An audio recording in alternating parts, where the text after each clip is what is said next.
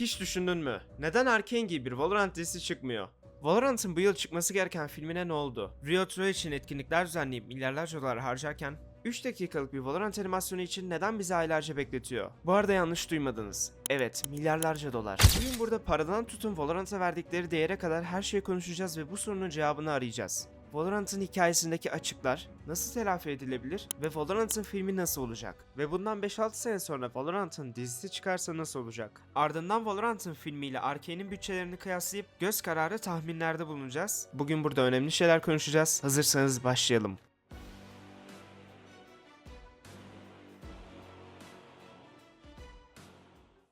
Şimdi öncelikle bölüm bölüm Valorant dizisi ya da filmi için engelleri konuşacağız. Ardından bu engelleri çözmeye çalışacağız. Ben de bundan 2 hafta öncesinde Valorant filmini araştırmaya başladım ve her şeye tabii ki de önce Google Chrome'dan başladım. Yani başka türlü nasıl bulacaksın ki? Google'a Valorant filmi yazdığım zaman 2. sırada ve 6. sırada ne zaman çıkacağı ile alakalı aramalar vardı. Böyle aramalar varsa ve bunlar 2. sırada vesaire çıkıyorsa hacmi büyük demek. Yani Valorant filminin ne zaman çıkacağı konuşulmuş. Valorant filmi ne zaman çıkacak sorusunu arattığımız zaman karşımıza 2-3 sene öncesine dayanan haber metinleri ve gene aynı şekilde 2022-2023 tarihinde yüklenmiş YouTube videoları vardı. Valorant filmi ne zaman çıkacak aratmasını yaptığımız zaman ilk sırada 2025 yılında izleyiciyle buluşacak diyen bir haber sitesi var ve burada bir kesinlik var. Yani 2025 yılında izleyiciyle buluşacak diyor. Nasıl bu kadar emin olmuşlardı ki?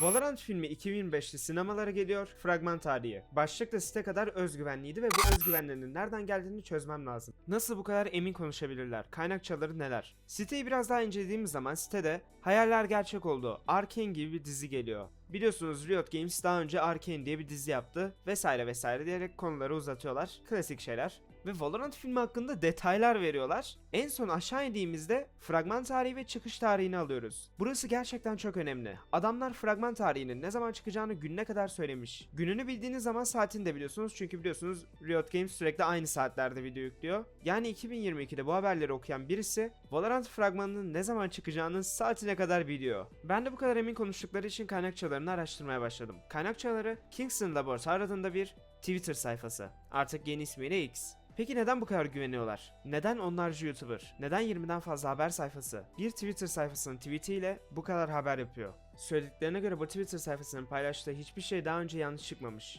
O döneme ait tweet'i buldum. 2022 yılındaki. Biraz zor oldu. Tweette şöyle yazıyordu. 2022 yılında sızan bir haber yurt dışı medyasında gündem oldu. Türkiye'de çeşitli YouTuber'lar videosunu yaptı ve haber şöyleydi. Brezilyalı sızdırıcı Kingston Laboratory, Riot Games ve Tencent'in bir Valorant filmi üzerinde çalıştığını ortaya çıkardı. Tweetinde filmin League of Legends'ın hit dizisi Arkane'den oldukça farklı olacağını ve animasyonun daha çok Valorant oyun içi sinematiklerine benzeyeceğinden bahsediyor. Animasyonun Çin'de üretileceği ve Valorant'ın resmi Çin lansmanının bir parçası olarak yayınlanan United Together yani Türkçesiyle birlikte güçlüyüz gibi bir şey oluyor. Sinemasının sanat tarzına çok benzediğini tahmin ediyor. Yani çok benzediğine nasıl tahmin ediyorsun ama bilmiyorum. 13 Ekim 2024'te fragmanı çıkacak. 2025'te ise vizyona girecek. O zaman beyler biraz United Together'a bakalım. Yani gördüğünüz gibi beyler ben şahsen pek heyecanlanmadım. Yani bir LoL için yaptıklarına bak bir de Valorant için yaptıklarına bak. Hem de birisi dizi birisi film yani dizinin kalitesi filmden daha iyi. Yani aradaki şeyi söyleyeyim. Bunda bir tane şey var. Dizide 2 sezon 18 bölüm yaptılar.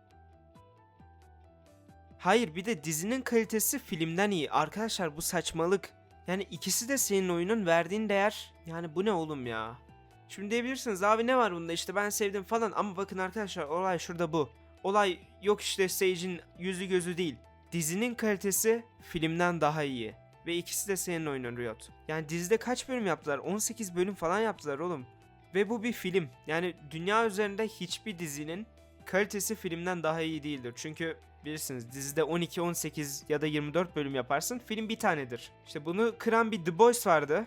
O da her sezon değil. 3. sezon falan. Bir de Arcane oldu ama yani bu filmin kötülüğünden bence. Şimdi elimizde sadece bu görüntüler var. Film hakkında daha kesin bir fragman yok. O yüzden çok da yerden yere vurmak istemiyorum.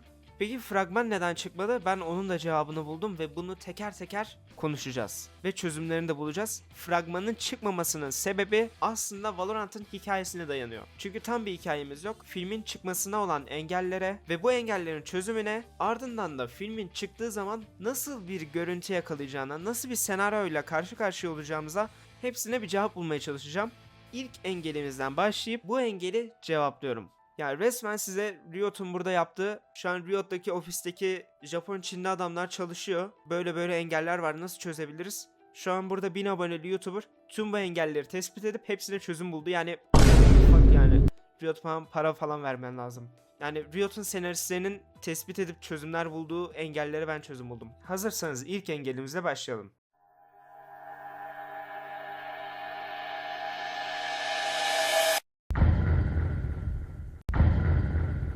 İlk engelimiz öncelikle haritalar. Düşünün, Riot Valorant için milyonlarca doları gözden çıkardı, animasyon stüdyolarıyla anlaştı ve gerçekten sıfırdan hikaye yazacaklar. Ama bir engelimiz var. Hikaye nerede geçecek?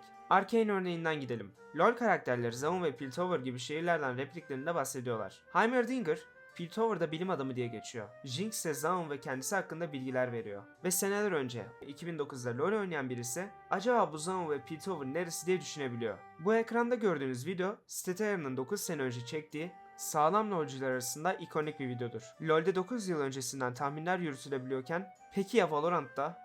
Valorant'ta hiçbir şey yapılmıyor. Karakterler kendi şehirleri hakkında yanlış olmasını hiç konuşmuyor. Ya da LoL karakterleri Piltover ve Zaun gibi fantastik ve hikaye olarak önü açık şeylerden bahsederken Valorant'ta pazarlama stratejisi yüzünden dilim dönmüyor.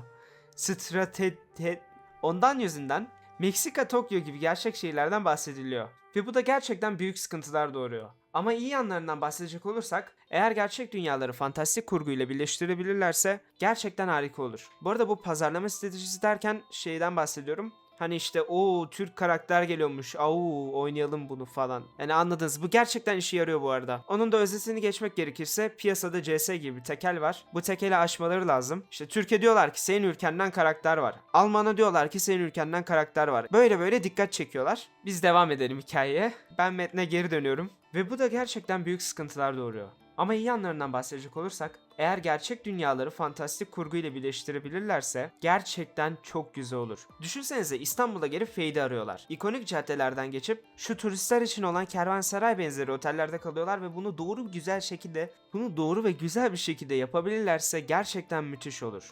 Çünkü gerçekten yürüdüğümüz, gezip anı oluşturduğumuz caddelere bir de Valorant ajanlarının gelmesi, yani düşünsene, Taksim'den falan geçiyorsun. Kanka geçen ay Fade buradaydı. Tamam, komik değildi. Ama yani düşün, böyle yoldan yürüyorsun falan, böyle ne bileyim Galata Kulesi'nin önündesin. Tam böyle Fade'in durduğu yerde duruyorsun, böyle ne bileyim Jet'in Fade'e bıçak attığı yerde falan duruyorsun. Hayal edince gerçekten güzel ama işte Riot bu zamana kadar neyi doğru yaptı da bunu doğru yapsın, ama oraya da geleceğim. Kesin kriz çıkartacak bu adamlar. Bekleyin, oraya geleceğim. Ama metne devam etmem lazım. Ama işte sıkıntı da burada başlıyor. Yani İstanbul'a gelirlerse, Ankara'ya gelirlerse ya da Türkiye'de herhangi bir bizim olduğumuz, bizim için önemli ve değerli bir yere gelirlerse ve bizim anılarımızın olduğu, yani ne bileyim işte bir caddeden yürürlerken ben burada yürümüştüm diyebileceğimiz bir film gelirse gerçekten güzel olur. Ama işte sıkıntı da burada başlıyor. Biliyorsunuz ortalama 5 yılda bir animasyon çıkarma şansları var. Ve milyonlarca dolarla. Peki Tokyo'da ya da Meksika'da ya da Arabistan'da herhangi bizim olmadığımız direkt farklı bir kıtada bir dizi veya film gelirse gerçekten severek izler miydiniz? Ya da en azından ilk hali gibi heyecanlı bir şekilde izler miydiniz? Sonuçta bizim için en büyük değil, tek anlamlı olması bizim şehrimiz olmasıydı. Belki Tokyo sizler için ikonik olabilir, anime falan seviyorsanız. Ama örneği değiştirelim. 5 yılın sonunda 2 sezon Faz ya da Meksika izler miydiniz? Doğruyu söylemek gerekirse benim için fark etmez. Çünkü ben zaten gerçek dünyada olmasını bile istemiyorum. Neden mi? Tamam, normal şartlar altında böyle söyleyip bölüm 2'ye bağlayacaktım. Ama şartlarımız pek de normal değil. Normalde 1 saat süren harika bir belgesel hazırlamıştım ama sonra düşündüm ki 1000 aboneli bir YouTube kanalının kimse 1 saatlik belgeselini izlemez ve tüm emeğim mahvolur. Bu yüzden size 40 dakikalık bölümü 5 dakikada anlatacağım. Bir de uyuyakalmışım, hızlı olmamız lazım. Yani şu an duyduğunuz ses benim 1 saat önceki sesim falan. O zaman size hızlıca anlatıyorum. Öncelikle arkadaşlar, her şeyden önce para muhabbetimiz var. Riot Games Arcane için 3 yeni dizi, 3 tane de spin-off duyurdu. Bu ne demek bilmiyorsanız, spin-off'ların her biri 5-6 bölüm olacak. Tam bilmiyorum ama 5 bölümün altındaysa boşuna çekiyorlar. Yani 5 veya 9 bölüm olacak. Yoksa mantıksız olur. Arkane'deki karakterleri tamamen ele alacak. İşte spoiler vermemek için söyleyeyim. Heimerdinger, Jace de Victor, belki Singed. Yani Arkane'deki karakterlerin geçmişten dizi sonrası geleceğine kadar ele alan bir mini dizi serisi olacak. Onun dışında arkadaşlar normalde bu duyurunun büyüklüğünü böyle kocaman yazılar ve editlerle anlatırdım ama şu an saat 19.55, lanet olsun. Bu videoyu çekmek için hiç uyumamıştım ve evet, sabah uyumuşum. Şu an yeni uyandım yani. Bakın, Arkane'in yapım maliyeti tam 250 milyon dolardı. 3 yeni dizi, 3 spin-off'tan hesapladığımız zaman spin-off'ların her biri 9 bölüm olsa, ki umarım 9 bölüm olur. 250'yi 2'ye bölün. 125. Biliyorsunuz Arcane 18 bölümde. 3 yeni dizi demek. Her yeni dizi içinde 9 yıl 250 milyon dolar harcasalar. Arcane'de 9 yıl ve 250 milyon dolar harcadılar çünkü. Yani beyler 32 yıl ve milyarlarca dolar falan ediyor. Yani muhtemelen böyle olmayacaktır. Arcane için zaten bir sürü yatırımcı arama süresi beklediler. Yani adamların neredeyse 4-5 yılı yatırımcı aramakla geçti. Fakat Riot Games, yani daha doğrusu Tencent, bayağı bir dizi yapmak istiyor ama işte bunlar Valorant dizisi değil. Her 5 yılda bir yeni dizi gelse, spin-off'lar için de 2 yıl beklesek, Amerika'da enflasyon %5 oranında bileşik bir şekilde artıyor. Yani 250 milyon doları her yıl %5 arttırın. 5 yıl beklemişiz, illa bir kalite artışı olmak zorunda. Yani Arkane'in ilk sezonu 2021'de çıktı. Bundan 5 yıl sonra 2030 ediyor. Yani 2030'da da 2021'deki dizi kalitesinde bir şey izlemeyelim. Kalite artışı da olsa. 20 milyon da oradan eklesek hocam. Paralara bakalım. Neyse, anlatmak istediğimi anladınız değil mi? Ardından 2030 sonrası çıkacak dizide de, yani 3. dizide de kalite artışı vesaire derken bu sefer de 300 milyon üzerine %5 eklediğimiz zaman deli paralar oluyor. Ve 3 dizi, 3 spin-off geliştirirlerken sizce gerçekten de Valorant dizisi geliştirirler mi? Yani bunlar oyun şirketi yerine dizi şirketi olması lazım. Aynı anda zaten 3 spin-off ve 3 dizi geliştiriyorlar. Yani muhtemelen Valorant dizisini bir süre unutmamız lazım. En azından ikinci dizinin yayınlanması ve ellerinin biraz rahatlaması lazım. Onun dışında karakterlerin konumları da çok önemli. Özet geçmek gerekirse karakterlerin çoğu başka şehirlerde ve geçmişten günümüze bir hikayeler olacaksa, yani Jinx gibi güçlerini keşfettikleri, geliştikleri, hani işte bir levelden 99 level boss oldukları bir hikaye olacaksa, diğer karakterlerle nasıl etkileşime girecekler? Yani koca sezonda sadece bir karakterimi göreceğiz çünkü hepsi ayrı şehirlerde, hatta bazıları ayrı kıtalarda. Bu tarz hikayede ve şehirlerin konumlarında bir sürü sıkıntı var. Para mevzusunu zaten anlattım. Yani adamlar birkaç gün önce, Riot Games, LoL'e 1 milyar dolar ve 10 yıldan fazla süre tanıdı. Valorant'ın işi yaş diyebiliriz arkadaşlar.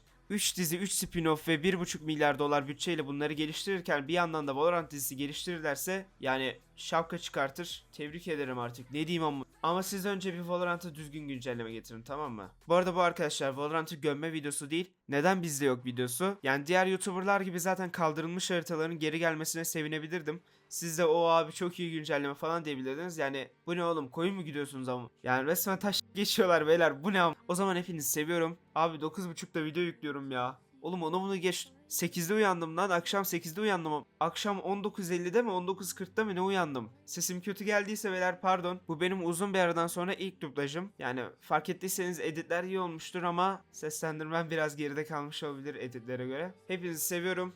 Görüşmek üzere. Bay bay. Aşırı hızlı bitiriş.